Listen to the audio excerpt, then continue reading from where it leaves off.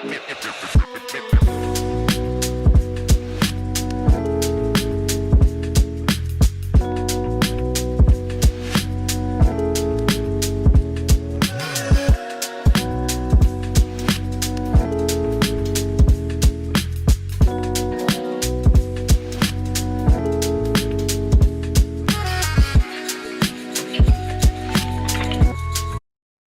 you have heart? Get that stuff out of here! It's Southwest Bias!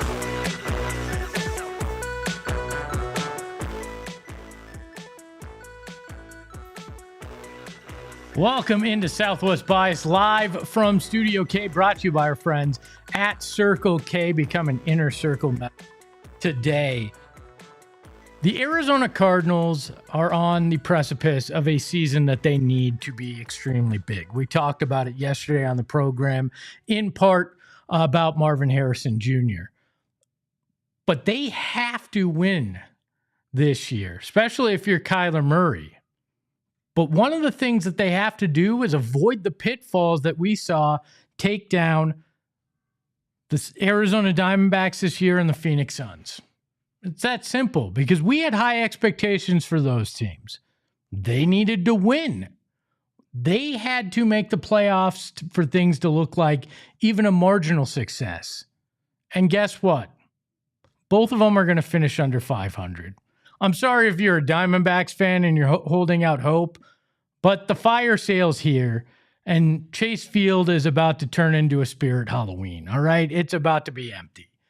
That's just the way it's going to be. And the Arizona Cardinals can't afford to go down that path, because if they do, major changes are coming, especially at the quarterback position. And that's just the honest truth. But I think they're set up to not have the same issues that the Suns and Diamondbacks did. I think that they are built in a way that, they can succeed. The Suns tried to microwave success. They tried to say, you know what, we don't need to build. We need to take and put together, and it's going to be enough. Pure talent at the top end is just going to be enough to carry everything. And it crashed and burned faster and brighter than the Hindenburg. All right? It was a total and utter disaster. The Diamondbacks started on the right path, building through youth, but then went, what are the flashy pieces that we can put around this after they had success in 2023? They let guys who were the hearts and souls of the team walk away, the Christian Walkers of the world. Tommy Pham even to a much lesser extent, but a guy that was a locker room guy, and brought in bigger ticket players. Josh Naylor, Eugenio Suarez, Jordan Montgomery. They did things where they spent big because they thought that was the next step. And it didn't work out. They crashed and burned as well. Because they didn't have, I don't think, a true roster vision that they were committed to. But when it comes to the Arizona Cardinals and Monti Ossenfort, I think they have a vision that they've laid out and that they've executed perfectly so far. Build young, add some pieces that aren't necessarily big name, big ticket stars, but can help your young guys grow and can add defensive prowess to a system that Jonathan Gannon has already proven can succeed even with lesser talent. And I think that Monti Ossenfort at training camp brought it up, that there's pressure on them, but that they've put it together where they can withstand it. I mean, I think for all of us, there's no more important year than the one we're in. And so, I think that's the case every year that we go in. I think that's the business that we're a part of, and that's the way it should be. And so, I think there's nobody that has, that has higher expectations for, this group than, we all have those expectations. And so, I think we're all through the off season, through the OTAs, and now through camp. Like, that's why we do this. That's why we put the time in. And, that pressure is good. And so, I think all of us, You know, it's the NFL, and so there's a pressure to perform every day. There's a pressure to, you know, show our teammates, show our coaches that we belong, and I don't think that's ever going to change no matter what year it is. So, guys, thank you. It's good. They didn't give in to that pressure to do something crazy, right? They stayed the course. They built the way that they believe. And Monti Ossenfort has done that with the plan that he laid out. We knew year one was going to be a complete teardown. Year two was start to put the young pieces in place. And year three has been supplement those with older talent that can help them reach that next level. But it's not just that. You need a coach that's connected to the team. The Phoenix Suns had a guy that I don't think really wanted to be there, and Mike Budenholzer, a guy that never connected with his players, that never even from day one seemed to grasp how important building a relationship with the guys in that locker room was. It failed miserably, and it showed on the court. The Diamondbacks, I think, have hit a point where they've lost a little faith in Torrey. Torrey Lovello has always been a player's manager, but after 8+ years of being with the organization, I think we're starting to see diminishing returns on that. That the magic, quote unquote, that he had isn't there anymore to pull a rabbit out of his hat when things go poorly. I think we've hit that point. But the Cardinals have Jonathan Gannon, a guy since day one when he walked in that building, Kyler Murray was all in on.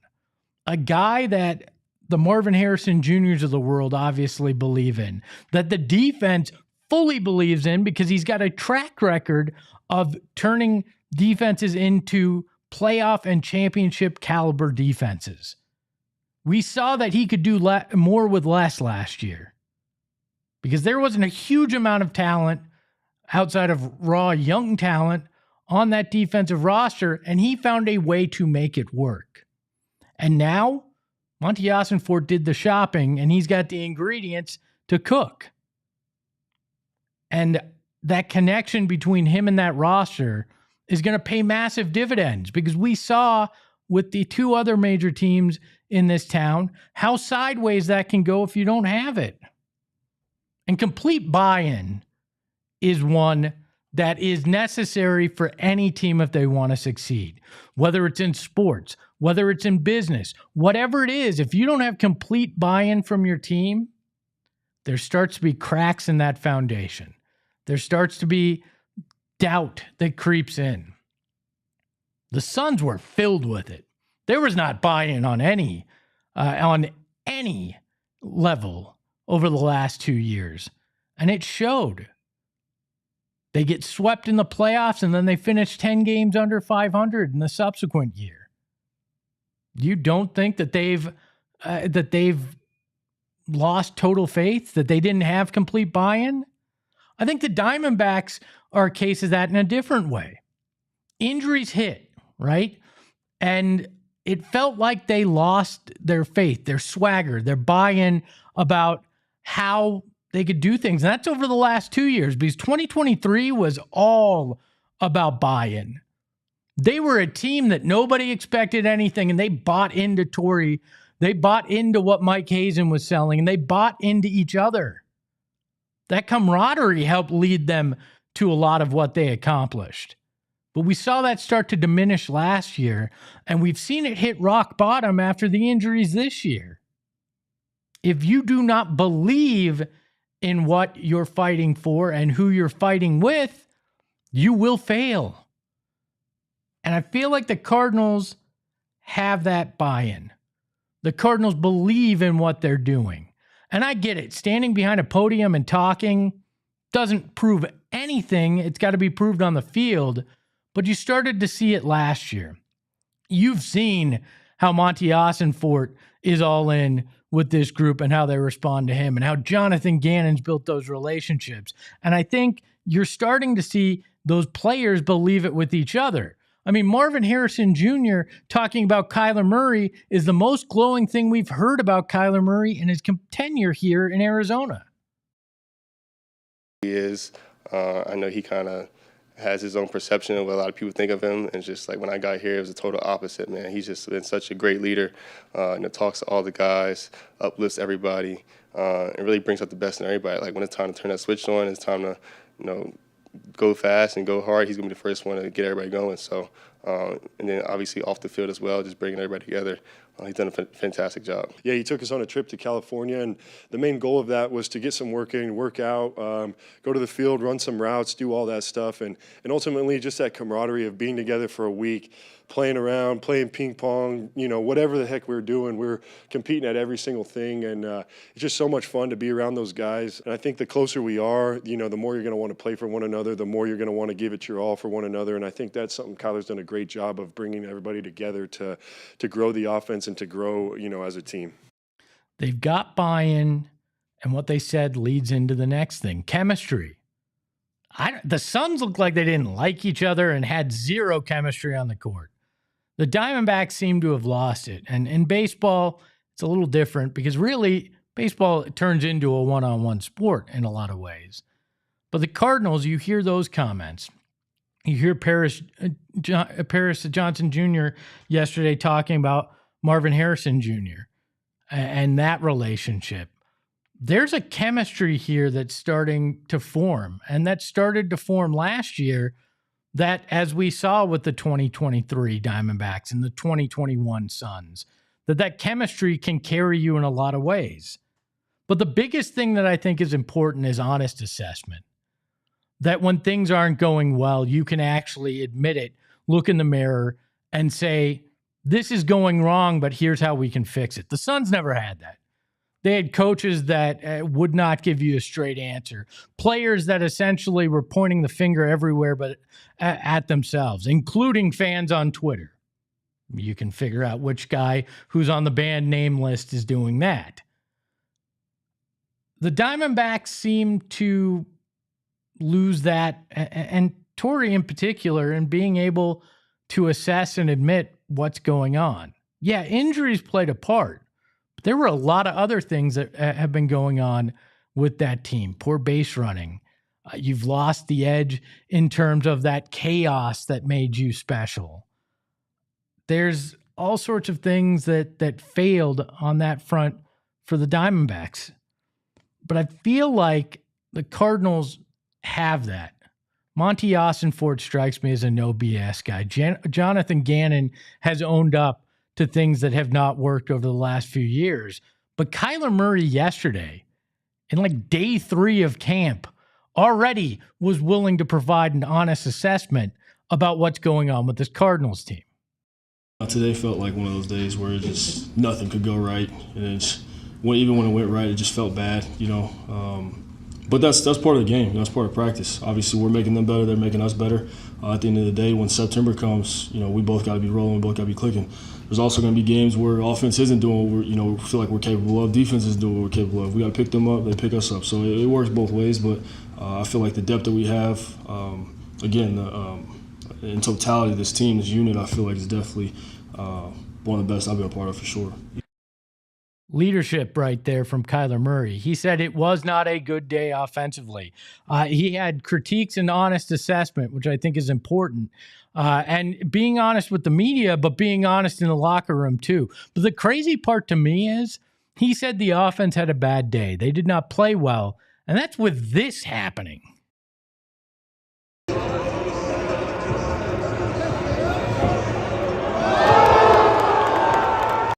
Probably the best catch we've seen Marvin Harrison Jr. make in Cardinal red. Sure, it was in pads at practice, but it still went viral on the internet. And that's a day that Kyler Murray's saying things didn't go well. I love that honest assessment. If the Arizona Cardinals are going to try to not fall to the same kind of things that took down the Suns and the Diamondbacks, they're going to have to continue the trends we've seen over the last few months and years with this new regime. I think they can do it. And I think they're set up for success. but maybe that's just my Southwest bias. We welcome in the freshly coiffed, the nice haircut there, and he has a mustache too. It's not Shane, it's Noah behind the Mac today. Noah, how are you, my friend? Spectacular. How are you? I wasn't on a long vacation like you were, but I'm doing all right, my friend. How do you feel about how this Cardinals season could play out and how they avoid what happened to the Suns and the Diamondbacks? I'm putting you on the spot here, so. Well, I agree with everything you said about just the way the teams and the front offices are structured are just in two completely different zones. Well, actually, for the Suns now, it might be getting there, but we still have to see. Where it was. Yeah, but where it was. But I really think that if they just stick with their process, you see it work with a lot of other teams, just kind of building through the draft. You want to say the Detroit Lions? That's where you want to go. That's a good example for sure. They're actually very similar on their coaching and GM, kind of like how they target players and communicate. And it seems like all the players seem to be in a good place after like a somewhat of a disappointing season. So I really think that playoffs are 100% in the conversation. So yeah. I love it. Detroit still sucks, but we can have that discussion another time. Shane on vacation, but Noah filling in valiantly. I want to talk a little bit about the headlines and what's going on. But first, thank you, Killamus Rex and Carmen and Jay in the chat. Hit that like button if you're in here. We appreciate it. Big news yesterday. Gino Suarez, who's probably the hottest commodity on the trade block in MLB before Thursday's trade deadline. Ninth inning, Detroit Tigers hit him in the freaking hand. Now, everybody was afraid he broke it because there was this video after he got hit, the trainer's looking at it, he touches his hand and he freaks out, right? And everybody thought, here we go, the most Diamondbacks thing this season. The guy gets injured. It's going to be a broken hand. You can't trade him. You're getting nothing of value. Not the case. X-rays came back negative. They're going to have more on it today. Hopefully, it does not prohibit them from trading him, right? But we are at a point where the bottom has completely fallen out for the Diamondbacks. That would have been the final straw. But I think you really have to start looking at Torrey and Mike Hazen and wonder, can you win long term? We've seen pockets of success and then regression. We've seen big name signings that have fallen off a cliff when they get here or gotten injured. The Diamondbacks need to look at everything and make a really, really hard assessment of what's going on and what the reality moving forward is, because you're at a crossroads right now. You have to decide, can we compete next year, or are we out on next year too? Are we simply building for the future? And with 2027 and potential labor strife on the horizon for Major League Baseball, we might actually be talking 2028 that you're looking at. And if that's the case, can Torrey Lovello and Mike Hazen really stick that out? Is it Torrey a guy that maybe has run his course, even though he's a very, very good manager and a very, very good players person? But are he and Mike Hazen too tied together to make one or the other? They've got a lot of questions to answer, but we'll find out more as we head into the trade deadline on Thursday. On the other side of the break, we've got some Sun stuff to talk about yet again, and the national media playing their usual ridiculous role. That's coming up next on Southwest Bias. Talking about our friends at Circle K, I've told you, I stop every morning at Circle K to get a little bit of caffeine. And if I need a little bit of gas for the car, I get it there too, because I'm a member of the Inner Circle, and it is the greatest club that I've ever been a part of, because it's probably one of the only clubs I've ever been a part of. And you can become a part of it too. It's super easy. All you got to do is download the Circle K app, put in your information, and then you're going to save 25 cents off per gallon for your first 5 fill-ups. You can't beat that in this economy. You just can't.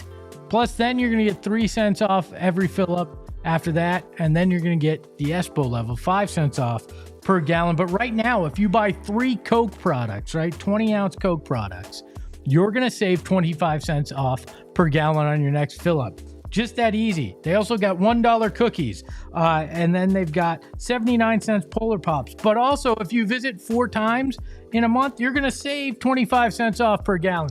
It's 25 cents off per gallon. Like, it just falls out of the sky for you at Circle K. Plus, you can get that 99-cent Froster, which you need because it is damn hot. So join the Inner Circle today by downloading the Circle K app for free. Terms and conditions apply at participating locations. Visit CircleK.com for details.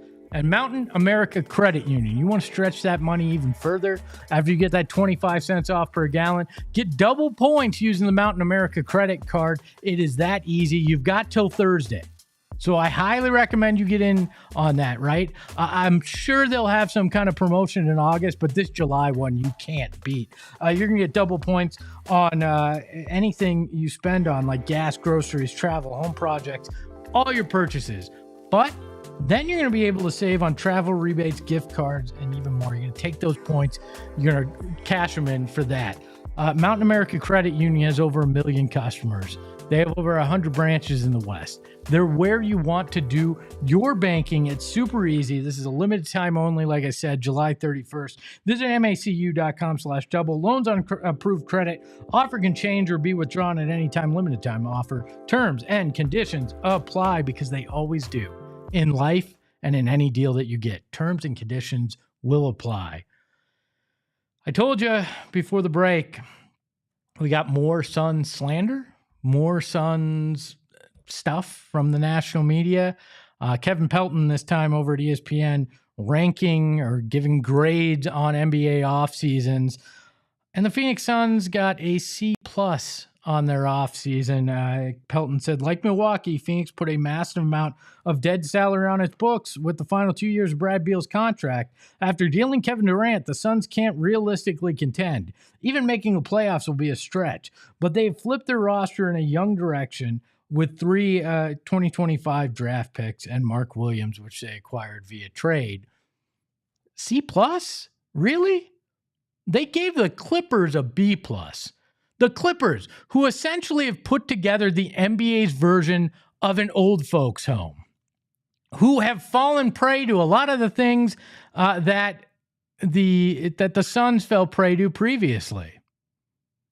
A team that I'll be amazed if they're not injured the whole year. Got a B+. But the Suns, who massively reconstructed everything from head coach to front office to going from one of the oldest teams in the league to the 3rd youngest with talent and upside, they got a C+. I understand. We've talked about it. You get rid of Kevin Durant, people are going to look at that and say, oh, not a great offseason. You take on some dead money with Bradley Beal over the next 5 years, people are going to say, oh, that's financially irresponsible. But when you look at the other moves that they made, the things that they did, and what they were able to accomplish, if you had told anybody in early June that they were going to be able to do this, that they were going to be able to turn over the roster, that they were going to be able to find what they were able to in terms of talent in that draft, people would have scoffed at you and said it was not possible. But this sliding scale when it comes to the Suns comes in play constantly because they accomplish what people want.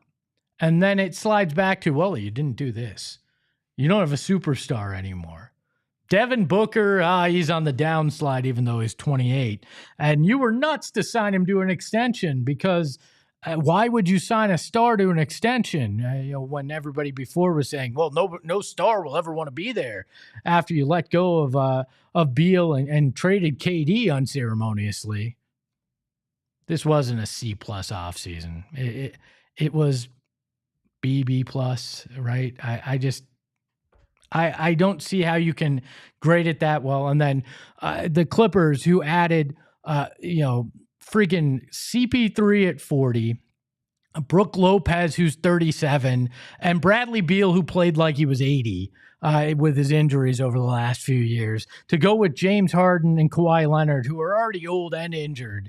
And we hold them as the pedestal, the bastion of what an offseason should look like. Hell, they're doing the same with the Lakers, and they added DeAndre Ayton, who we know all about, and an aging Marcus Smart, and they upset one of their two superstars, but yet the Suns didn't have a great offseason. Sure, we'll look at that. I just don't agree with it. So, but another thing, the score out of Canada, the home, where basketball originated, people forget that, has put together their best half-decade team for the NBA. They released their third team today, so they're going to have 15 guys, and the third team included Devin Booker, Anthony Edwards, Donovan Mitchell, Tyrese Halliburton, and Domantas Sabonis. I think this is probably where Devin Booker should rank in the last 5 years in terms of the best players in the NBA, which is funny to me because if you take it in a 5-year span, he's one of the top 15 guys in the NBA, but people will tell you right now, oh, Devin Booker is the top 25 guy. No, Devin Booker, no, he's a joke, not a top 25 guy. But when you look at it over the last 5 years, he's top 15. And guess what? Last year was top 10 in points per game and assists per game. If you're counting him out, I think you're being ridiculous right now. And I think you're in for a rude awakening with what he's going to be able to do this season. How many wins does it translate to? We've talked about it. I think it's going to be more than the 31.5 that the odds makers think. But I think people need to put perspective on things. Look at the half decade that we're dealing with and say, oh yeah, Devin Booker has been damn successful over the last 5 years. And maybe the end result was disappointing with said super team, but Devin Booker put numbers on the board and was able to do things even in a role that was reduced because of the guys next to him. Devin Booker's going to have a big season. I don't care what anybody says. He is a top 15 player over the last 5 years, and I think he's a top 15 player right now. You can argue with me. You're welcome to be wrong on that front. But Noah, how do you feel about him being a top 15 player for the last 5 years? I feel it's pretty accurate. Yeah, I mean, I don't see a problem with that. He's good. He's consistent. I don't. He's been efficient. Yeah. Do you know who was in front? They're going to announce the other 10, but it's probably LeBron, Luka, Giannis. Yeah. You know, the usual suspects that you go, okay, yeah. A lot of guys that have been in the upper echelon, the top 10 of the NBA for a while. And I think a lot of the top stars in the past 5 years, kind of injury problems with some of the older guys or just getting older, and then a lot of emerging players like Halliburton being on there and stuff like that. Like Cade Cunningham could have possibly been on there a little bit. I think he's probably a top 25 guy. Yeah. And then as we shift into later in the decade, if Detroit still sees success, I think that he will continue to move up. That's the thing. These rankings, I told you, it's ranking season, especially when it comes to the NBA, because guess what? Nothing's going on. Last 5 years too, a lot of fluctuation with talent, people moving, stuff like that. We're in the parity era, or not parity era in the NBA, where teams are so close in talent in a lot of ways. We've seen, I think it's 7 different NBA champions over the last 7 years. So you're going to see a lot of fluctuation. I think you'll continue to over the next 5 years in terms of who are the biggest and brightest stars and what's going on with the NBA. Maybe I'll do my own half-decade team, or maybe the worst of the half-decade for tomorrow's program. We got a lot of candidates on that. Maybe the most expensive. There's a lot of things that we could do here on the program. Noah won't be here, though. I've got Kevin tomorrow, Damon on Thursday, and then Noah rejoins me on Friday. I think Shane will come back from Canada at some point, but we'll find out. So big shout out to Noah behind the Mac. I appreciate him. You can follow the show at PHNX_sports. You can follow me at Espo. And remember, the Cardinals have a chance to succeed. But if we've seen anything over the last year in Arizona sports, the hell if we know if they actually will. But I'm feeling pretty good Ahoy, hoy. We all silly like the mayor.